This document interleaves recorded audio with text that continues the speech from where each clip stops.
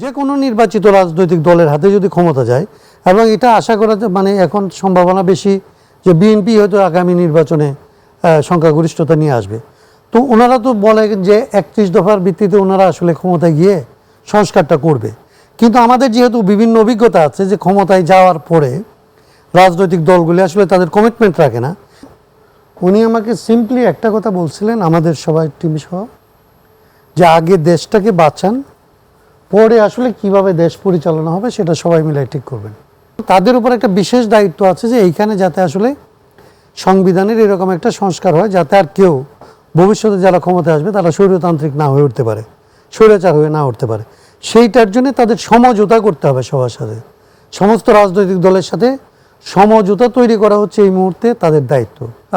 ওনার যখন শারীরিক অবস্থা অনেক বেশি খারাপ হয়েছিল, মাঝখানে আমরা গণতন্ত্র মঞ্চ থেকে আমরা ওনাকে আসলে একবার দেখতে গিয়েছিলাম ওনার, এবং এই দাবিতে গিয়েছিলাম যে তখন বিএনপি অনেক চাপ পেয়েছিল এবং বিএনপির পক্ষে প্রায় এটা কথা বলা যাচ্ছিল না, এরকম একটা পরিস্থিতিতে গণতন্ত্র মঞ্চ থেকে আমরা ওনার সাথে দেখা করেছিলাম হাসপাতালে, এবং দেখা করে আমরা প্রেসকে বলেছিলাম।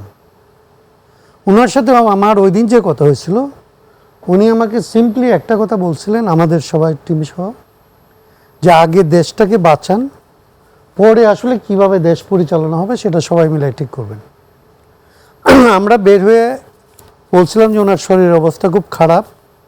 আমরা ডাক্তারের কাছ থেকে যেভাবে জানছিলাম, আমরা বলছিলাম যে ওনাকে আসলে চিকিৎসার যে অধিকার, এইটা হচ্ছে তার মৌলিক অধিকার। এটা এমনকি কারাগারে থাকলেও, উনি তো তখন বাইরে ছিলেন, কারাগারের মানে সাজা পরোয়ানার মধ্যেই ছিলেন, কিন্তু সাসপেন্ডেড ছিল সাজাটা। আমরা বলি যে কারাগারেও কিন্তু জেল থাকে, মানে আপনার চিকিৎসা পাওয়ার অধিকার, আপনি কারাগারেই থাকেন আর যেখানেই থাকেন, এটা আপনার থাকে জেল কোড অনুযায়ী।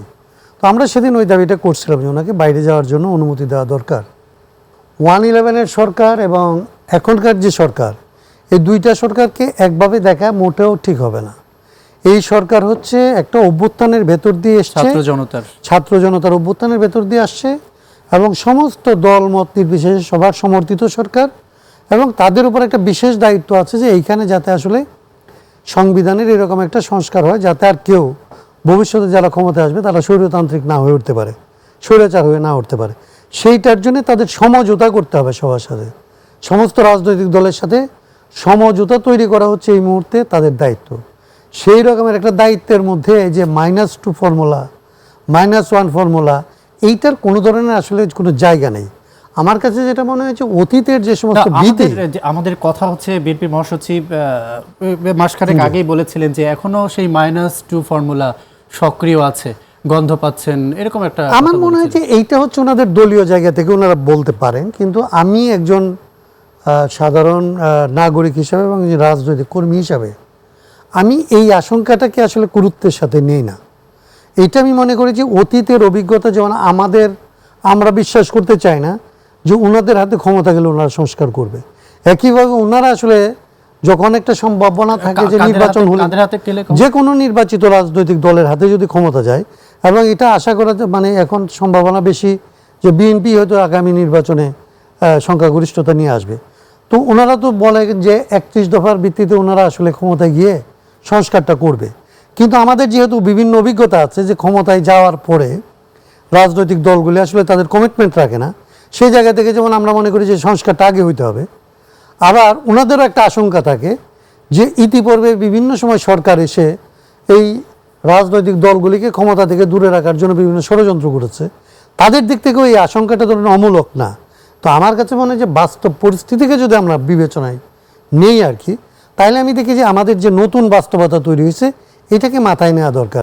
সংস্কার আপনি কত দূর করতে পারবেন, করতেই পারবেন আপনি ততদূর যতদূর আসলে রাজনৈতিক দল এবং জনগণ একমত হবে। একমত না হলে এটা তো নির্বাচনের মতো না। নির্বাচন হচ্ছে আপনি সিম্পল মেজরিটি দিয়ে আপনি গভর্নমেন্ট করতে পারেন, তো সংবিধান তো আপনি সিম্পল মেজরিটি দিয়ে করতে পারেন না। সংবিধানে হচ্ছে জনগণের সমস্ত অংশের অংশীদারিত্ব এবং তাদের মতামত লাগে। সেই জন্য এখনকার পর্ব হচ্ছে সমঝোতার পর্ব।